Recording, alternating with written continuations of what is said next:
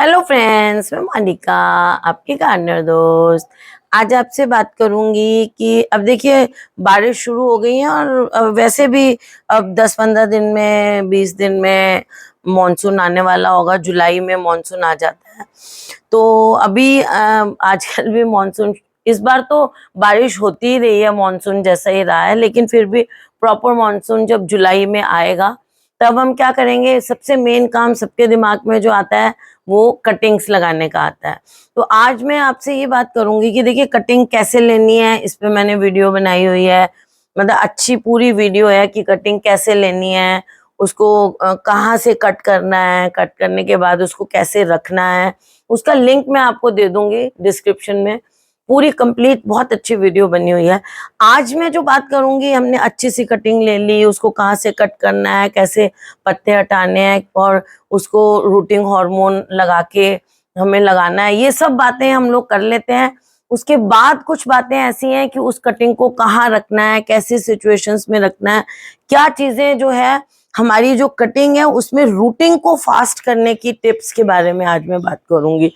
तो सबसे पहली बात जो मैं करती हूँ, जब आपने लगा दी कटिंग, उसमें आपने रूटिंग हार्मोन लगा के उस कटिंग को लगा दिया और वही आपने 4 इंच की कटिंग ली, उसको 1.5-1 इंच आपने जमीन में दबाया और ये सब बात कर रहे हैं।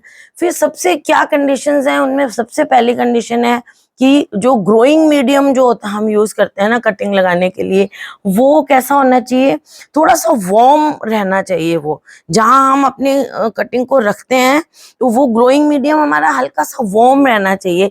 इसीलिए आपने देखा होगा कि ज्यादातर सर्दियों में कटिंग्स नहीं लगाई जाती हैं, ऐसे मौसम में लगाई जाती हैं जहाँ वार्म रहे। जब हमारा ग्रोइंग मीडियम, बरसात बहुत अच्छा टाइम है उसका, फरवरी बहुत अच्छा टाइम है जब मौसम में हल्की सी गर्मी होती है, तो हमारा जो ग्रोइंग मीडियम है, मतलब जिस मिट्टी में हम कटिंग लगाते हैं वो हल्की सी। अब ग्रोइंग मीडियम कैसा होना चाहिए, क्या इस ये जो वीडियो है उसका मैं लिंक डालूंगी, हल्का सा वार्म रहना चाहिए।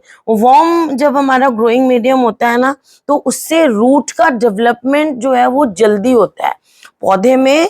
जब वार्म रहता है तो इनिशियल डेवलपमेंट इनिशिएट होती है। क्या होता है, जब हमारे पौधे में रूट्स बनती है ना, तो रूट्स बनने से पहले वहां पर छोटा सा एक कैलस बनता है, व्हाइट कलर की एक कैलस जैसा बनता है, जिसको आप छोटी सी क्या कह सकते हो, जैसे हमारे फेस पे पिंपल होता है ना, इस टाइप का व्हाइट सा कैलस बनता है और उस कैलस से फिर रूट निकलती है। तो ये जो वार्म रहता है ना मीडियम, ये उस कैलस फॉर्मेशन को इनिशिएट करता है वो टेम्परेचर, और फिर उसके बाद धीरे धीरे रूट बढ़ती है और रूट का जो ग्रोथ है ना वो उसको थोड़ा थोड़ा इंक्रीज करता है।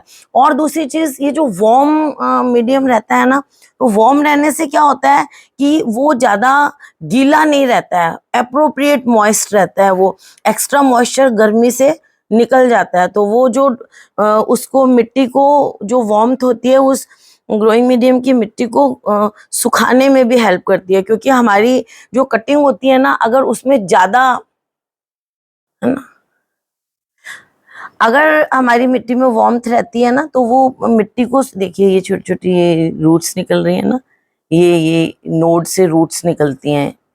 तो ये जो पहली चीज हो गई कि वार्म रहना चाहिए मीडियम, वो रूटिंग को एनकरेज करता है। फिर क्या है कि जिस मीडियम में, जैसे हम आधी मिट्टी या आधा, दोनों आधा रिवर सैंड, ये दोनों आधी आधी 50-50 लेके अगर हम उसमें जो है वो कटिंग को लगाते हैं, तो फिर हम सोचते हैं कि उनको न्यूट्रिशन क्या होना चाहिए, कैसा होना चाहिए। क्योंकि बहुत ज्यादा न्यूट्रिशन डालेंगे तो उसकी न्यूट्रिशन, उस खाद की गर्मी से आपका पौधा मर जाएगा। तो पौधे में जो कटिंग में स्पेशली जड़ों को इनिशिएट करने के लिए क्या न्यूट्रिशन चाहिए होता है, अब हम उस पर बात करते हैं। तो फॉस्फोरस और पोटेशियम, नाइट्रोजन अगर बहुत ज्यादा होगा तो जल जाएंगी, नई नई जो जड़ें निकलेंगी। पहले निकलते टाइम की बात कर रही हूँ। फॉस्फोरस और पोटेशियम जरूरी होता है। उस पोटेशियम और फॉस्फोरस जो है वो इनिशिएट करता है रूट की फॉर्मेशन को। बाद में जब रूट्स निकल आती हैं, ये देखिए, ये गर्मी के कारण देखिए पत्ते इसके ऐसे हो रहे हैं, गर्मी के कारण भी। और मेरे यहाँ गेस्ट आए हुए थे तो मैं कुछ दिन 5-7 दिन ज़्यादा शॉपिंग वगैरह में बिजी रही, तो थोड़ा इनको नहलाने में भी कमी होने से गर्मी से पत्ते पीले पड़ जाते हैं। तो वो इनिशिएट करने के लिए जरूरी होता है, और जब जड़ें इनिशिएट हो जाती हैं, ग्रो करने लग जाती हैं, उसके बाद उनको हल्का सा बन गई जड़ें, थोड़ी बड़ी ग्रो करने लग गई, उसके बाद हमें उनको बड़ा डाइल्यूट सा नाइट्रोजन चाहिए होता है। तो उसके लिए हमें क्या करना है कि जो ग्रोइंग मीडियम है उसमें हमें थोड़ा सा डीएपी डाल देना है, हल्का सा। जब आप कटिंग को लगाते हैं ना उस मीडियम में, जैसे आप एक समझ लीजिए 9 इंच का गमला ले रहे हैं, तो उसकी ऊपर की इतनी इतनी जो लेयर होती है ना, ऊपर की इतनी इतनी लेयर में आप आधा चम्मच, आधा चाय का चम्मच छोटा वाला मिक्स कर दें डीएपी के दाने, और थोड़ा सा पोटेशियम, हल्का सा, मतलब इतना सा जो मैं कह रही हूँ, इतना सा पोटेशियम का जो पाउडर आता है ना, म्यूरेट ऑफ पोटेश, वो ऐड कर दें। और अगर वो नहीं करना चाहते हैं ना, तो पोटेशियम का सब्स्टिट्यूट तो क्या है, केले के छिलकों का पाउडर। अगर आप नहीं बनाना चाहते, जैसे मेरे को केले जो है वो एलर्जी है केले से, तो हमारे यहाँ केले नहीं आते हैं, तो आप बाजार से, जो अमेजोन से केले के छिलकों का पाउडर भी मिलता है, तो आप केले के छिलके का पाउडर मंगा सकते हैं। थोड़ा सा वो पाउडर डाल दें, चौथाई चम्मच, छोटा चौथाई चम्मच केले के छिलकों का पाउडर डाल दें, और थोड़ा सा जैसे मैंने कहा डीएपी मिला दें। तो उससे क्या होगा, ज्यादा डीएपी नहीं मिलाना है, आधा से लेके चौथाई चम्मच ही मिलाएं। अगर आप नए हैं, आपको कटिंग का एक्सपीरियंस नहीं है, तो थोड़ा सा, जैसे मैं बता दूं, चलो आपको, इतना सा लें डीएपी, इतना सा पकड़े, ये 3 उंगली से इतना सा पकड़े, इसको मिक्स कर दें, वो बहुत हो जाएगा आपके लिए। अगर मैं हाथ से लेना बताऊं, तो उससे क्या होगा कि जो फास्फोरस और पोटेशियम है, डीएपी से फास्फोरस मिलेगा। और कई लोग ना फास्फोरस के लिए डीएपी की जगह, क्योंकि डीएपी में थोड़ा नाइट्रोजन भी होता है, तो डीएपी की जगह कई लोग जो है वो एमओपी यूज करते हैं, मोनो। देखिए, एमओपी तो म्यूरेट ऑफ पोटाश हो गया, potassium. SSP, single super phosphate. DAP की जगह कई बार सुपर फॉस्फेट भी थोड़ा सा यूज किया जाता है। ये सुपर फॉस्फेट मैं उसमें बहुत यूज करती हूँ जब इसकी गुलदाउदी की कटिंग लगाती हूँ, तो ये सुपर फॉस्फेट है ना, ये डीएपी से भी अच्छा होता है। अगर आप इतना सा, जैसे मैंने कहा, सुपर फॉस्फेट इतना सा यूज कर लें उस मिक्सचर में जिसमें आपको कटिंग को लगाना है। तो सेकंड पॉइंट हमारा ये हो गया। थर्ड चीज जो हमारी कटिंग्स को फास्ट रूटिंग के लिए जरूरी होती है, वो जैसे कहते हैं ना, रूटिंग हार्मोन लगाना होता है। तो रूटिंग हार्मोन जो है वो केमिकल चीज है, वो इंडोल, वो जो बाजार में मिलते हैं, वो इंडोल एसिटिक एसिड होता है, वो आप लगा सकते हैं। नहीं तो क्या हुआ, आपने कई बार सुना होगा कि जो एक प्लांट होता है, विलो वुड प्लांट होता है, उसकी कटिंग अगर पानी में डाल देते हैं ना थोड़ी सी, स्पेशली जब हम पानी में कटिंग को लगाते हैं, तो वो उसमें जो है वो रूटिंग हार्मोन होता है, वो रूटिंग को एनहेंस करता है। तो उसकी जगह आप एक काम और कर सकते हैं, जो हमारी मनी प्लांट होता है ना, मनी प्लांट की जो डंडी होती है, मनी प्लांट की एक डंडी लें आप, उसको आप पानी में भिगो दें रात भर। 2-4 डंडियां ले लें, 2-4-5 डंडियां ले लें, पानी में भिगो दें उन डंडियों को। और जब आप कटिंग को किसी प्लांट की लेते हैं, तो उस पानी में उस कटिंग को भिगो दें 15-20 मिनट। वो जो हमने जिसमें ओवरनाइट पोथोस की या मनी प्लांट की पत्तियां, वो डंडियां भिगोई थी, सुबह उन डंडियों को निकाल दें और उसमें वो आपके कटिंग्स को भिगो दें 10-15-20 मिनट। उसको निकाल के फिर उन कटिंग्स को जब लगाएंगे, तो वो वाला ही पानी उस में दे दें जब आप कटिंग को लगाएं।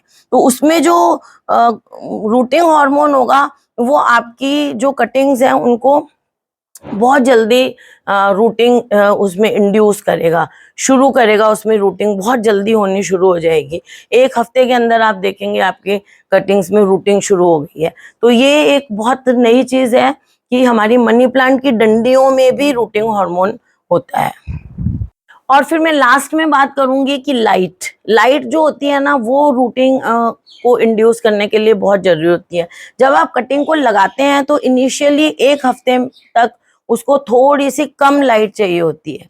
एक हफ्ते तक उसको आप थोड़ा सा शेड में ऐसी जगह रखें कि उसको बहुत ज्यादा लाइट ना मिले, और एक हफ्ते के बाद जनरली कैलस फॉर्मेशन हो जाता है और रूट की जहां बननी होती है वो जगह डिसाइड होके हल्की सी रूटिंग शुरू हो जाती है। जब वो रूटिंग शुरू हो जाती है, हमें उखाड़ के नहीं देखना है, रूटिंग शुरू हो जाती है तो एक हफ्ते तक इनिशियली जब कटिंग लगाते हैं तो एक हफ्ते तक हमें चाहिए होता है कि उसको थोड़ा सा ब्राइट लाइट में तो रखना है, इनडायरेक्ट में, लेकिन थोड़ी कम लाइट में रखना है। जैसे कोई पौधों के पीछे छुपा के, जहाँ पे बहुत तेज लाइट नहीं आती हो, कुछ दिन तक वहां रखना है, किसी पॉलिथीन से ढक के अपनी कटिंग्स को। और उसके बाद एक हफ्ते के बाद उसको थोड़ा सा बाहर निकाल के, जैसे मैं आपको एक बात बताऊं, एग्जांपल दिखाती हूँ। जैसे इनिशियली मैंने लिया और उस कटिंग को इस पौधे के पीछे इस जगह रख दिया, एक हफ्ता उसको यहाँ पड़ा रहने दिया, उसके बाद में निकाल के उसको यहाँ रख दूंगी। तो बस ये कह रही हूँ मैं, एक हफ्ता थोड़ा कम लाइट में, उसके बाद थोड़ी सी ज्यादा लाइट में, इनडायरेक्ट लाइट में, धूप में नहीं, धूप में बिल्कुल नहीं रखना है, धूप से कटिंग सूख जाती है, और सूखने से क्या होता है कि कटिंग के पत्तों में पानी नहीं रहता, कटिंग में रूट्स नहीं है तो वो मर जाती है। तो ऐसे इसको थोड़ा सा लाइट का मैनेजमेंट करना बहुत जरूरी होता है कटिंग के लिए। अब फिर मैं बात करती हूँ कि मॉइस्चर की, कि मॉइस्चर कैसा रहना चाहिए। मॉइस्चर में आपका जो सॉइल मीडियम है वो बहुत ज्यादा नहीं, हल्का सा मॉइस्ट रहना चाहिए, बहुत ज्यादा गीला नहीं रहना चाहिए, मॉइस्ट रहना चाहिए। और अपनी कटिंग की जो पत्तियां हैं, आपने कटिंग में 2-4 पत्तियां छोड़ी हुई हैं, कटिंग को मिस्टिंग करते रहना चाहिए, उस पर पानी छिड़कते रहना चाहिए मॉर्निंग के टाइम और इवनिंग में से, दोपहर में नहीं, उसको छिड़कते रहने, ताकि आपकी जो कटिंग है उसकी पत्तियों के थ्रू वो मॉइस्चर एब्जॉर्ब करती रहे और सूखे नहीं आपके पत्ते। और कटिंग और उसका जो कट वाला ऊपर का एंड है उसको सील करना है। मतलब जैसे ऊपर का एंड है वहां पे, जैसे ये है, इसका ऊपर का एंड हो तो यहाँ पर मनी प्लांट सॉरी, इस पे नेल पॉलिश या फेविकॉल कुछ लगा दें ताकि यहाँ से मॉइस्चर लॉस नहीं हो। बस ये कुछ चीजें थी जो मैंने आपको बताई हैं, जिनसे हमारी कटिंग में रूटिंग जल्दी शुरू हो जाएगी। तो इनका आपको ध्यान रखना बहुत जरूरी है। तो फ्रेंड्स, अगर आपको ये वीडियो अच्छी लगी हो तो इसे लाइक करिएगा, शेयर करिएगा और मेरे चैनल को सब्सक्राइब करिएगा। Okay friends, bye.